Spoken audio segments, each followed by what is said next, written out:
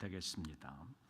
본문 창세기 제25장 1절부터 11절까지의 말씀 함께 교독해 보시겠습니다.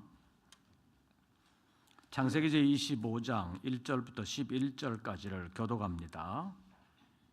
1절을 제가 먼저 봉독합니다. 아브라함이 후처를 맞이하였으니 그의 이름은 거두라라.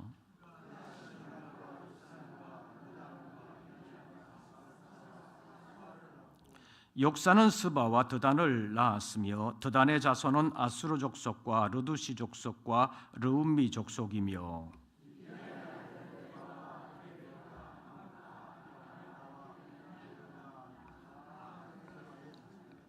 아브라함이 이삭에게 자기의 모든 소유를 주었고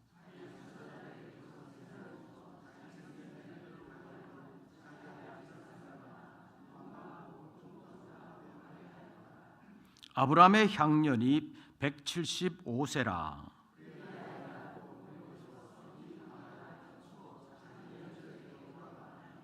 그의 아들들인 이삭과 이스마엘이 그를 마므레 앞 헷 족속 소할의 아들 에브론의 밭에 있는 막벨라 굴에 장사하였으니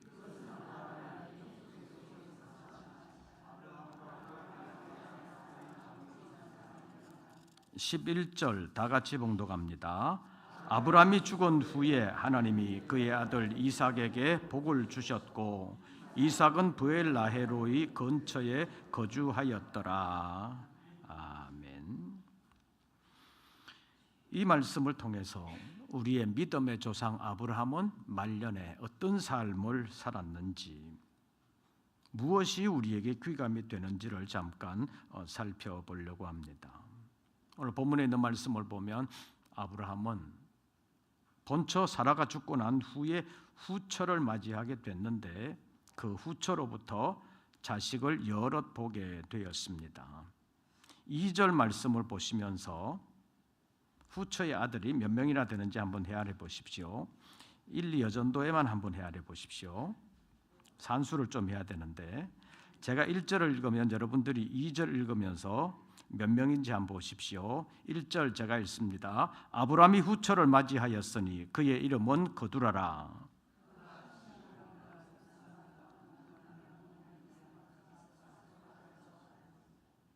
몇 명이에요? 6명이요? 맞아요? 후처의 아들이 6명이지요. 그러면 사라의 아들 이삭까지 포함하면 몇 명이에요? 7명이지요. 그런데 또 사라가 있을 때 애굽 여인 하갈에게서 난 아들이 또 있죠. 누구예요? 이스마엘이죠. 그래서 이스마엘까지 포함한다면 아브라함의 아들이 8명이 되는 셈입니다. 그런데 옛날 여러분들 기억하실런지는 모르겠는데 옛날 여름 성경학교 할 때 그 여름 성경학교에서 아이들 노래 복음성가라는 것이 있었습니다. 외국에서 만들어진 노래이긴 한데 그 베다니 CCM이라고 해서 아브라함의 우리 그 믿음의 조상 아브라함은 몇 명의 아들이 있었는데요? 7명의 아들이 있었는데요. 그런 노래가 있었습니다. 그래서 믿음의 조상 아브라함은 7명의 아들이 있었는데요. 그 중에 하나 뭐고요? 키가 크고요. 나머지는 작네요. 그래서 아브라함의 아들이 7명이라고 노래를 불렀는데 그때 그럼 이스마엘은 빼냐 그래가지고 8명의 아들이 있었는데 이렇게 바꿔서 부른 사람들도 있었습니다. 어쨌든 오늘 본문에 있는 말씀을 보면 후처 거두라를 통해서 6명을 낳으면서 먼저 낳은 이삭과 이스마엘까지 포함하면 8명의 아들이 되는데 본문 9절에 보면 뭐라고 나와 있는지 한번 보십시오. 아브라함이 죽은 후에 기록을 하면서 9절 그의 아들들인 누가? 이삭과 이스마엘이 그를 마므레 앞 헷족속 소알의 아들 에브론의 밭에 있는 막벨라 굴에 장사하였다. 이렇게 말하고 있습니다. 그러니까 창세기 25장에 있는 말씀을 보면 아브라함이 죽고 난 뒤에 장사를 지른 아들들 둘을 말하면서 이삭과 이스마엘을 소개하고 있습니다. 그 두 아들에 대한 설명과 함께 후처로부터 나온 아들들에 대한 설명이 5절과 6절에 있는데 조금 특이한 것이 있습니다.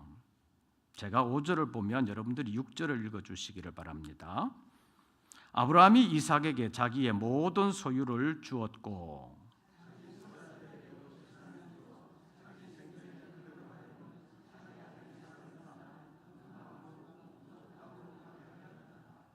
아브라함의 향년이 175세라 이렇게 되어 있는데 아브라함의 향년이 175세라고 밝힌 것은 아브라함이 몇 살까지 살았다?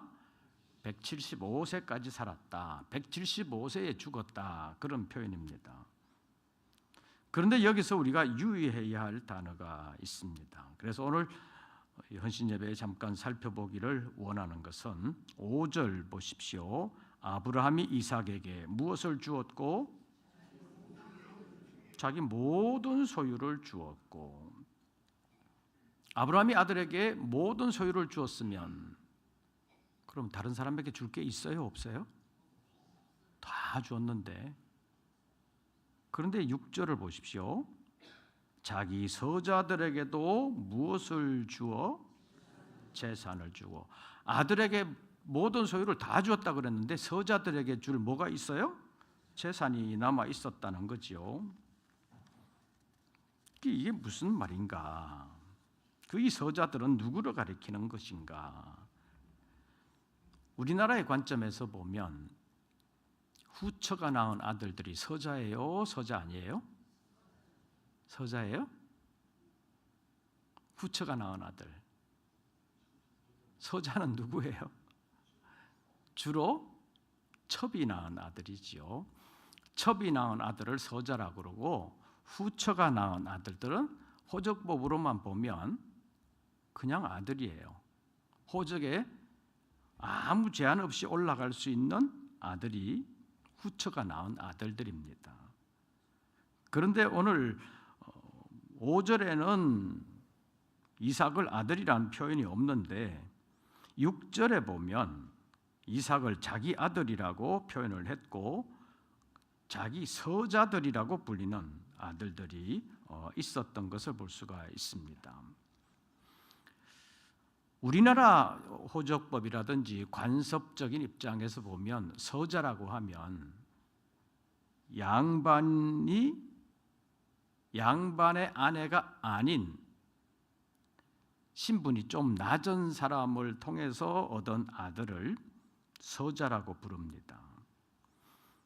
양반이 양반 여자를 아내로 맞이하게 되면 그가 첫째 부인이든 둘째 부인이든 첫째 부인이 죽고 난 다음에 얻은 부인이든 어쨌든 간에 그 아들을 서자라고 부르지는 않습니다. 서자는 좀 신분이 비천한 여자에게서 난 아들을 서자라고 불렀고 옛날에는 호적에도 올리지를 못했습니다. 그러니까 서자는 정식 부인에게서 낳은 아들이 아니라는 것입니다. 그런데 오늘 본문 1절에서 아브라함은 누구를 맞이하였으니? 후처를 맞이하였으니 이렇게 말하고 있는데 우리나라 관점에서 본다면 후처를 맞이해서 후처에게서 낳은 아들들은 서자라고 부르지는 않습니다. 그런데 오늘 본문에서 6절에서 아브라함이 자기 아들 이삭에게는 모든 소유를 주었지만 자기 서자들에게는 재산을 나누어 주었다. 이렇게 말하고 있습니다. 그래서 일반적인 관점에서 말한다면 아브라함이 낳은 아들들 이스마엘과 이삭 이후에 낳은 그 6명의 아이들을 첩이 낳은 아들들과 비슷하게 서자라고 부르고 있다는 사실을 우리가 본문에서 확인할 수가 있습니다. 당시에 서자라고 불리는 사람들은 주로 첩의 아들들이었는데 이들에게는 상속해 줄 의무가 없습니다. 재산을 물려줄 의무가 없다는 것입니다. 그럼에도 불구하고 아브라함은 이삭이 아닌 다른 아들들을 서자로 부르기는 했지만 재산은 상속해 주었다는 것을 6절에서 확인해 볼 수 있습니다. 이것이 좀 특이한 일이라고 볼 수 있습니다. 그리고 나서 특이한 일이 하나 더 있습니다. 6절 보십시오. 자기 서자들에게도 재산을 주어 자기 생전에 그들로 하여금 자기 아들 누구를 떠나 이삭을 떠나 어디로 가게 하였더라? 동방으로 가게 하였더라. 아브라함이 이제 자기가 죽을 때가 가까이 온 것을 보면서 자기 주변 정리를 하게 되는데 이삭에게는 자기 모든 소유를 주었고 서자들에게는 재산을 주어서 자기 생전에 그들로 하여금 자기 아들 이삭을 떠나 동방으로 가게 하였다. 이렇게 표현하고 있습니다. 그런데 일반적으로 상속재산이라는 것은 그냥 엄격하게 말하면 미리 주는 게 아니라 죽고 난 후에 물려받는 거잖아요. 그런데 아브라함은 미리 서자들에게 재산을 나누어 주었습니다. 아까도 말씀드린 것처럼 서자들에게는 재산을 상속해 줄 의무가 없었는데도 불구하고 아브라함이 재산을 물려준 것을 보면 비록 6절에서 그 아들들이 서자라고 불리기는 했지만 아들로 대우해 주었다는 것을 알 수가 있습니다. 아들로 대우를 해주고 나서 자기 생전에 그들을 아들 이삭을 떠나서 동방으로 가게 하였다. 왜 이런 일을 하였을까? 그것을 살펴보면서 우리의 믿음과 우리 자녀손들의 믿음을 위해서 우리는 어떤 일을 해야 되는가 하는 것을 잠깐 생각해 보려고 합니다. 첫째로 아브라함은 이삭에게 믿음의 유산을 물려주었다는 사실입니다. 아까 우리가 살펴본 것처럼 5절에서 아브라함이 이삭에게 자기의 모든 소유를 주었다고 했고 6절에서는 자기 서자들에게 재산을 나누어 주었다 이렇게 표현하고 있는데 모든 소유와 재산이라는 말이 사용된 것을 볼 수 있습니다. 재산을 주었다는 것은 지금 우리가 생각해도 뭐 그럴 수 있지.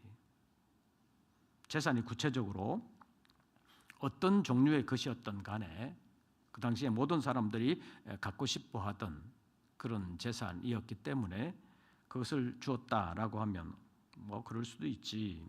그렇게 생각할 수 있습니다. 그런데 아브라함은 자기 아들 이삭에게는 무엇을 주었고 모든 소유를 주었고 이렇게 표현하고 있습니다. 아들에게는 뭐 재산 갑절을 주었다 이렇게 표현하지 아니하고 모든 소유를 주었다 이렇게 표현하고 있는데 이 모든 소유라는 말이 무엇을 의미하는지 알 필요가 있습니다. 그 모든 소유 안에 무엇이 어떻게 얼마만큼 들었는지 우리가 다 알 수는 없습니다. 그러나 우리가 분명하게 알 수 있는 것 한 가지가 있습니다. 6절에서 보면 자기 서자들에게서 무엇을 주었어요? 재산을 주었는데 아들 이삭에게는 무엇을 주었다고요? 자기의 모든 소유를 주었다. 이것을 보면 아브라함이 이삭에게 물려준 것은 서자들에게 물려준 재산 말고도 요즘 흔히 말하는 플러스 알파라고 하는 것이 있었다는 것을 알 수 있습니다. 그것이 무엇이었느냐? 창세기 48장에 보면 야곱이 애굽으로 내려가서 이제 죽음에 임박했을 때 요셉과 손자들을 모아놓고 축복해 주는 장면이 기록되어 있습니다. 우리 창세기 48장 한번 찾아보시지요.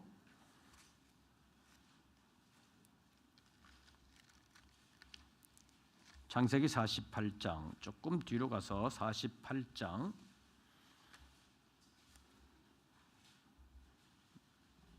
시간을 절약하기 위해서 15절부터 22절까지의 말씀을 보겠습니다.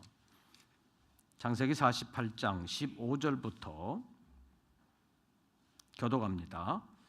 그가 요셉을 위하여 축복하여 이르되 내 조부 아브라함과 아버지 이삭이 섬기던 하나님, 나의 출생으로부터 지금까지 나를 기르신 하나님,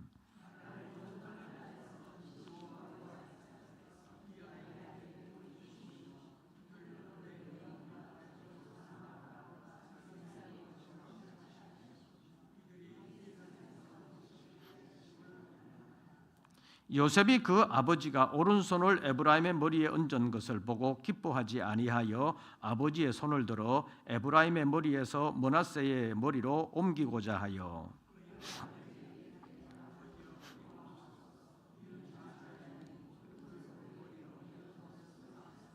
그의 아버지가 허락하지 아니하며 이르되 나도 안다 내 아들아 나도 안다 그도 한 족속이 되며 그도 크게 되려니와 그의 아우가 그보다 큰 자가 되고 그의 자손이 여러 민족을 이루리라 하고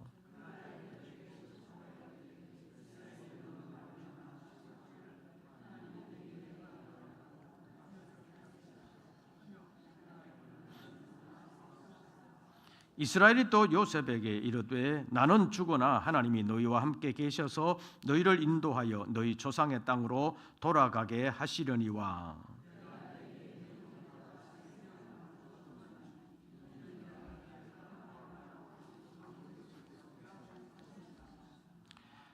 야곱이 요셉과 그 아들들에게 축복해 주는 말 가운데서 16절 보십시오. 나를 모든 환난에서 건지신 여호와의 사자께서 이 아이들에게 복을 주시오며 이들로 내 이름과 내 조상 아브라함과 이삭의 이름으로 뭐하게 하시오며 칭하게 하시오며 야곱이 축복해 주는 요셉과 그 요셉의 아들들을 아버지 아브라함과 이삭의 이름으로 그리고 내 이름으로 칭하게 하시오며 이렇게 축복을 합니다. 비록 요셉의 아들들이 애굽에서 태어났지만 그 아들들이 아브라함과 이삭과 야곱의 후손이라는 사실 그것을 분명하게 하기 위해서 이들이 내 이름과 내 조상 아브라함과 이삭의 이름으로 칭하게 해주시기를 원합니다라고 기도했습니다. 이것은 단순히 혈육으로 이들이 아브라함과 이삭과 야곱의 후손이다. 그것만이 아니라 믿음의 반열에서 이 아들들이 애굽에서 태어나기는 했지만 믿음의 반열에서 후손이라는 의미를 가지고 있습니다. 이들이 내 이름과 내 조상 아브라함과 이삭의 이름으로 칭하게 해주십시오라는 것이 야곱의 축복이었는데 이 복이 뭐냐? 이들도 믿음의 반열에 있게 해주십시오라는 것입니다. 출애굽기 3장에 있는 말씀을 보면 미디안에 있는 모세에게 하나님께서 찾아오셨습니다. 그 하나님이 찾아오셔서 모세에게 하시는 말씀이 나는 내 조상의 하나님이니 아브라함의 하나님, 이삭의 하나님, 야곱의 하나님이니라 이런 말씀을 하셨습니다. 그런데 이때 모세는 왕궁에서 좀 쫓겨나서 미디안 광야로 피신해 있었습니다. 자기가 유대인이라는 사실을 애굽인을 하나 쳐 죽임으로 만천하에 드러나게 되었고 그래서 바로의 궁중에서 살 수 없었고 그리고 자기 동족 히브리 사람이 애굽 사람에게 어려움 당하는 것을 보면서 애굽 사람을 쳐 죽임으로 자기 동족을 위한다고 하기는 했는데 그 다음 날 자기 동족이 자기를 이해하지 못하고 원망하는 것을 보면서 동족에게도 버림받았다고 생각했습니다. 그래서 왕궁도 떠나고 동족들을 떠나서 완전히 이방이라고 말할 수 있는 미디안의 피신에 있었었는데 그때 하나님께서 모세에게 나타나셨습니다. 다 버림받은 것 같은 모세에게 하나님께서 찾아오셔서 나는 내 조상의 하나님이다. 아브라함의 하나님, 이삭의 하나님, 야곱의 하나님이다. 이렇게 말씀해 주신 것이 뭡니까? 나는 내 조상의 하나님이니 아브라함의 하나님, 이삭의 하나님, 야곱의 하나님이니라. 이 말은 모세, 너는 애굽 왕궁에서 버림받은 것 같고 히브리 사람들에게 버림받은 것 같지만 네 조상은 누구다? 아브라함이요, 이삭이요, 야곱이다.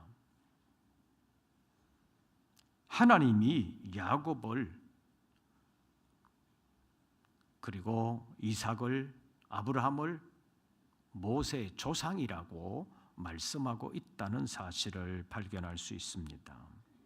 그것은 모세가 조금 전에 읽었던 창세기 48장 16절에 있는 표현으로 한다면 모세가 아브라함과 이삭과 야곱의 이름으로 칭함을 받는 사람이 되었다는 것을 하나님이 인정해 주셨다고 말할 수 있습니다. 이것이 모세가 받은 믿음의 복이었다고 볼 수 있습니다.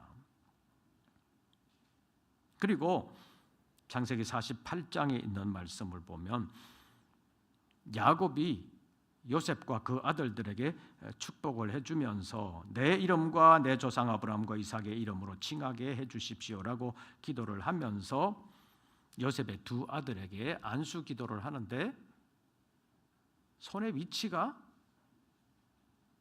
야곱의 생각과 요셉의 생각이 달랐다는 거지요. 아마 요셉이 아버지 야곱에게 아들들, 야곱의 손자들을 마지막 안수 기도를 받게 하기 위해서 이렇게 앉혔을 텐데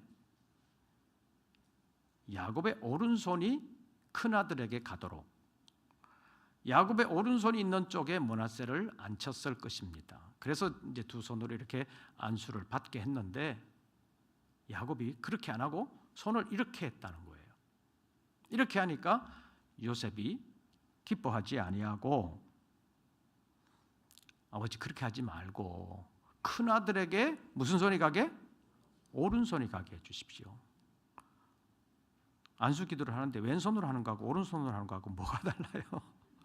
여러분들 생각할 때 뭐가 다른 것 같아요?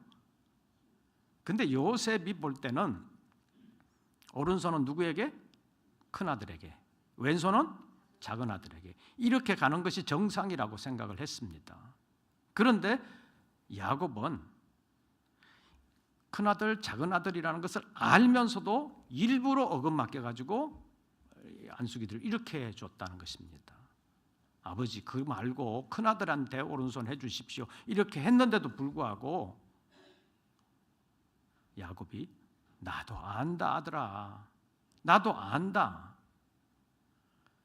그도 한 민족을 이룰 것이고 그도 크게 될 것이지만 그의 아우가 그보다 큰 자가 되고 그의 자손이 여러 민족을 이루게 될 것이다. 그러니까 나중에 에브라임과 므낫세가 그 조상들의 이름으로 칭함을 받게 될 것인데 그때 에브라임 같고 므낫세 같게 하시리라 이런 말이 될 것이다. 장자가 먼저 가는 것이 아니라 둘째가 먼저 가서 에브라임과 므낫세 같게 될 것이다.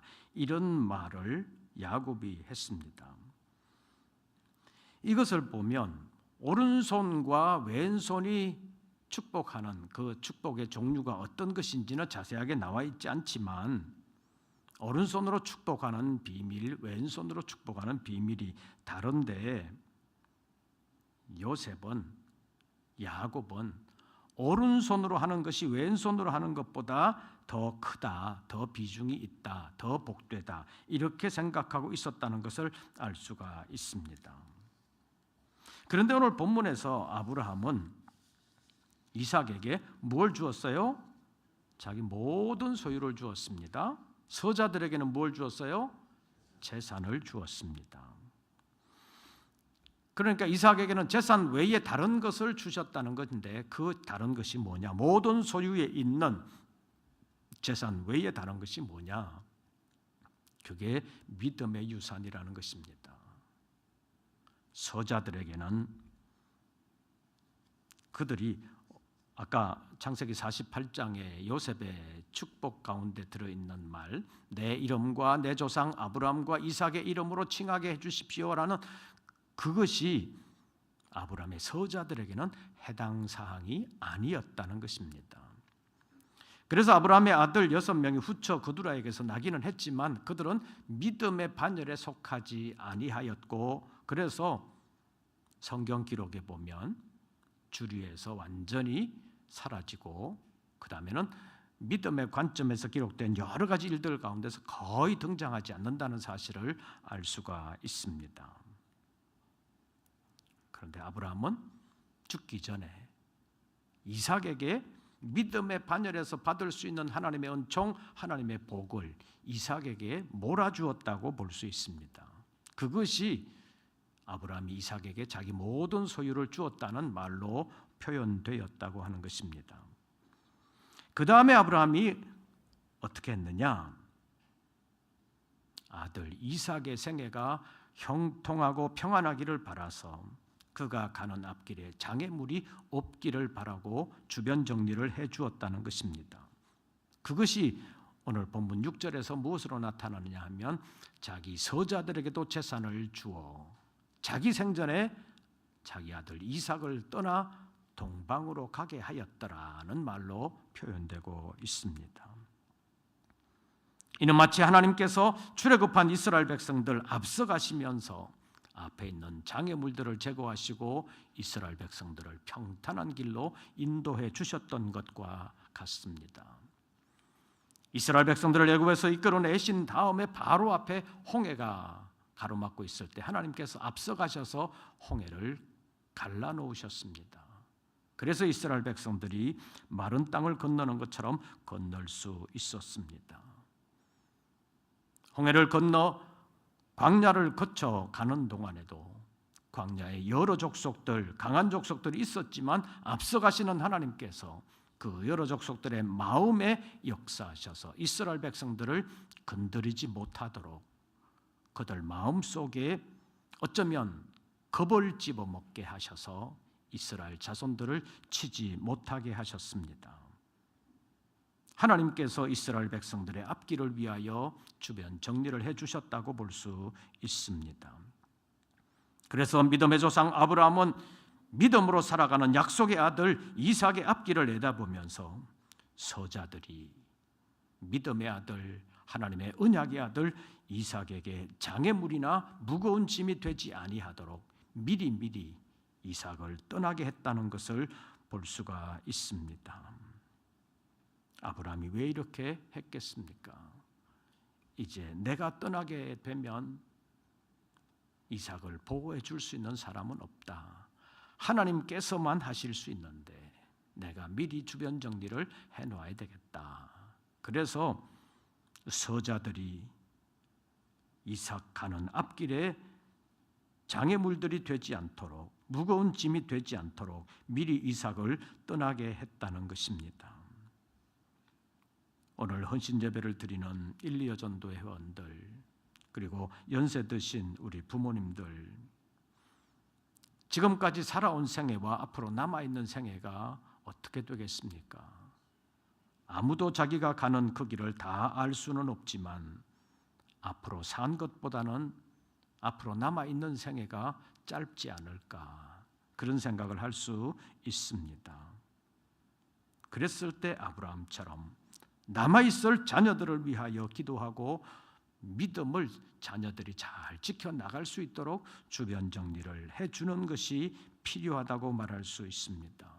아브라함은 그것을 위해서 서자들에게 재산을 나누어 주고 자기 아들 이삭을 떠나 동방으로 가게 했습니다.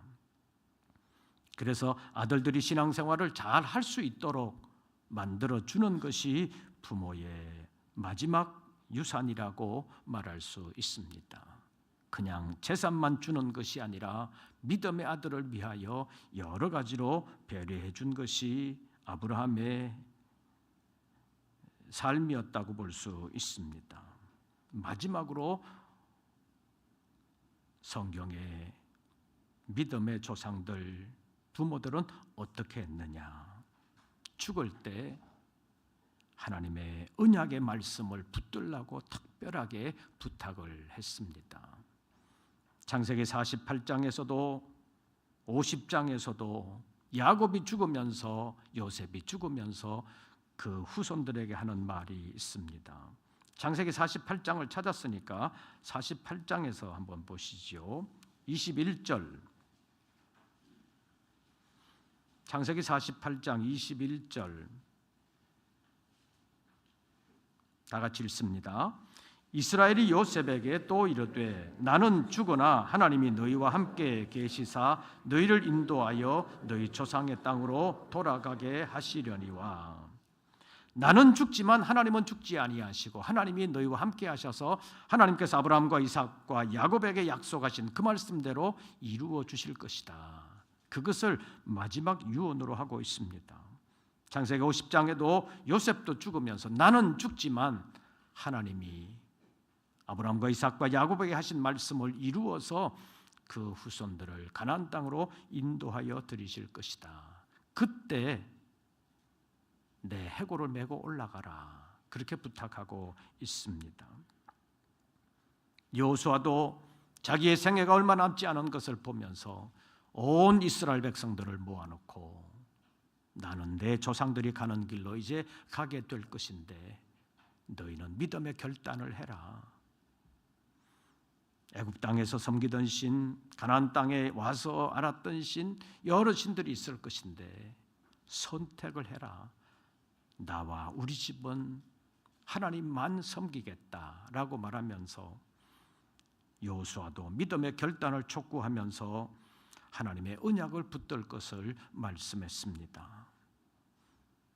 사람은 죽으나 하나님은 죽지 아니하시고 하나님께서 하신 말씀 그대로 이루신다는 것을 믿음의 조상들은 다 알았고 그것을 믿음의 유산으로 남겨주기를 원했습니다.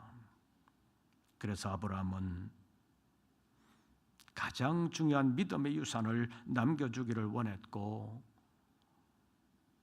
아들이 믿음의 길을 올바르게 갈 수 있도록 지장되는 모든 일들을 제거해 주었고 끝까지 하나님의 언약의 말씀을 붙들 것을 믿음의 조상들은 촉구했다는 사실들을 보면서 이제 우리가 나이가 들고 육체도 약해지고 여러 가지를 할 수 있는 것이 없는 것 같지만 우리의 자녀들에게 믿음의 유산을 남겨주기 위해서 해야 될 것이 있다는 사실 기억하면서 믿음으로 우리의 생애를 아름답게 마무리할 수 있는, 그래서 오늘 본문에 있는 말씀을 보면 아브라함의 향년이 175세였더라 라고 말씀하고 있는 것은 175년을 살면서 아브라함은 믿음으로 자녀 손들을 위하여 훌륭한 인생의 마무리를 했다라는 것을 오늘 본문이 우리에게 보여주고 있습니다. 우리가 우리의 자녀 손들에게 재산을 나누어 주는 것이 많이 없다 할지라도, 나누어 줄 것이 별로 없다 할지라도 나누어 줘야 하는 것이 있습니다. 그것이 바로 믿음의 유산입니다.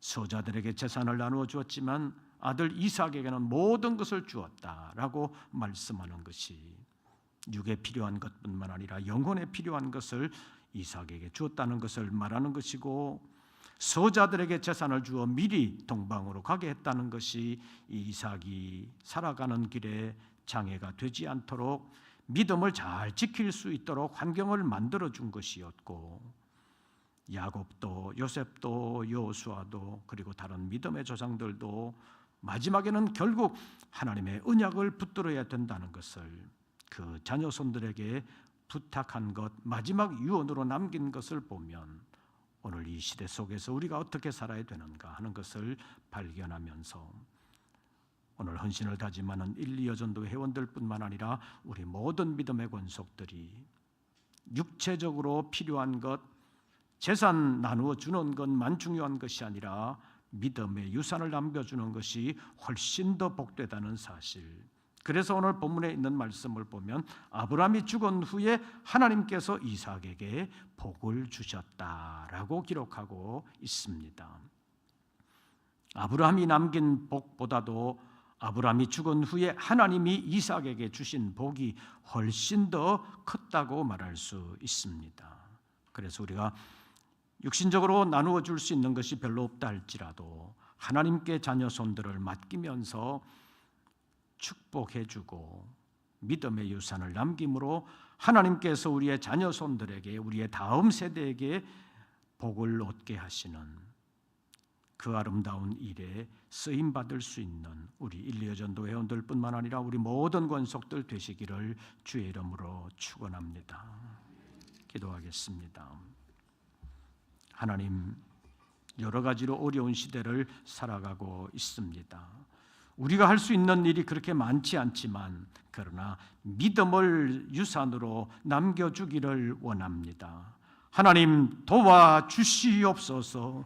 역사하여 주시옵소서. 아브라함이 죽은 후에 하나님께서 이삭에게 복을 주셨던 것처럼 우리 다음 생애에 우리가 할 수 없는 그 일, 자녀 손들에게 하나님 은혜의 복을 내려 주시옵소서. 믿음을 지키게 하시고 믿음으로 복을 받는 다음 세대 되게 하여 주시옵소서.